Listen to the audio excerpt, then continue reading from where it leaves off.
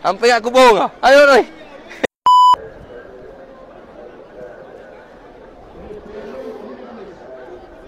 Okey, assalamualaikum semua. Okey, dulu ni belakang saya ni Jabal Rahmah dekat Arafah.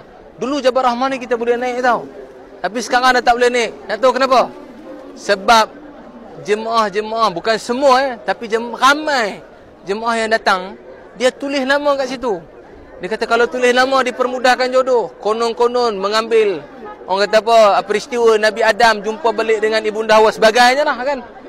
Akhirnya dia tulis nama kat atas tu penuh. Jadi kerajaan Arab Saudi pagar supaya orang tak naik, nak mengelak berlaku kesyirikan. Jadi sekarang ni 2025, hampa nak tahu depa tak boleh naik dah, tak boleh tulis nama atas tu. Nak tahu dia tulis kat mana? Mari saya tunjuk. Sini. Ni. Hampa ingat aku bohong ah. Ayo oi. Ni, dia tulis nama ni. Nahir, Elanur, Love, Hussein. Nah, macam-macam nama lagi ni, nampak ni. Ali Mahmud. Ay Allah.